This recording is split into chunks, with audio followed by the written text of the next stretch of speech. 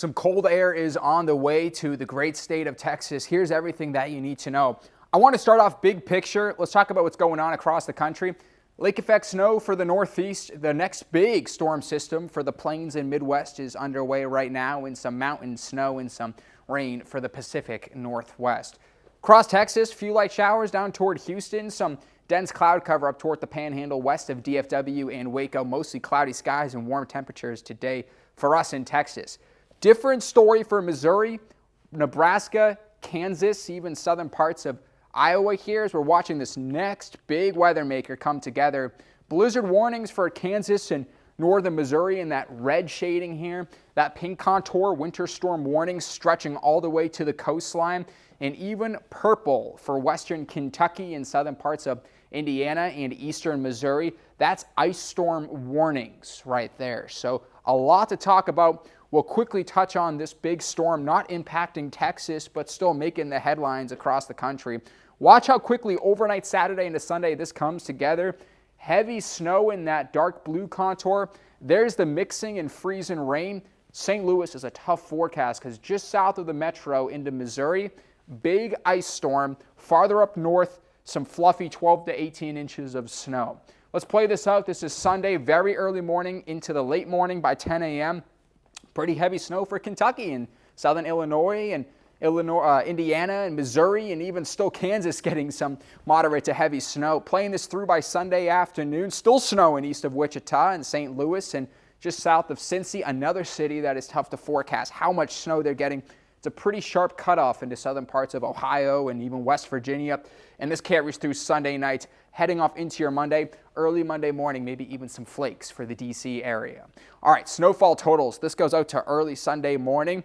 Already 12 to 18 inches overnight Saturday for parts of Kansas and even southern Omaha, south of Omaha. There's that 3 to 6, 6 to 12 range. Northern parts of Missouri, close to a foot around St. Louis. And then watch this purple band kind of just take over and go all the way to places like Virginia and southern Maryland. So that 12 to 18, very narrow band of accumulation, and also the ice right below it is the biggest concern. The ice totals, this one model, wow, is putting out 3/4 of an inch of ice for southern Illinois and eastern Missouri and just south of Indiana and western parts here of the great state of Kentucky.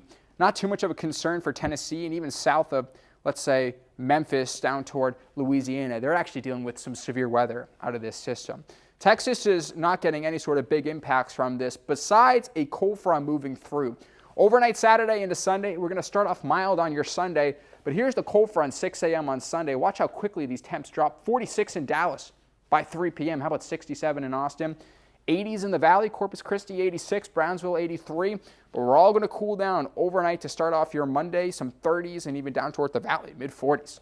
27 in Waco, 24 in Dallas, even some teens up toward the Panhandle there.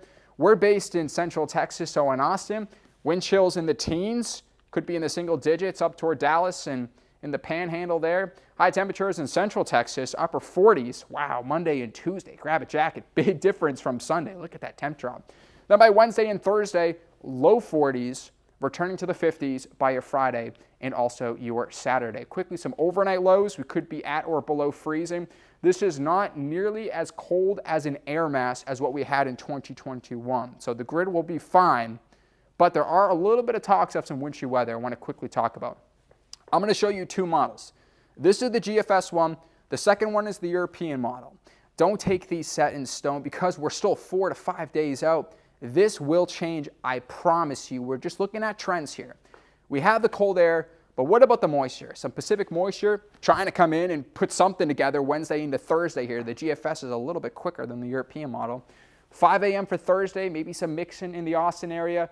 West of Dallas, some snow. Look how quickly the snow takes over for the very northern parts of Dallas up toward Oklahoma and Arkansas. By 10 p.m. Thursday, this is mostly a rain event. Cold rain will persist and carry through, but some colder air could kind of wrap its way around the system. By Friday afternoon to the evening, some snow showers could be possible, maybe some pretty flakes.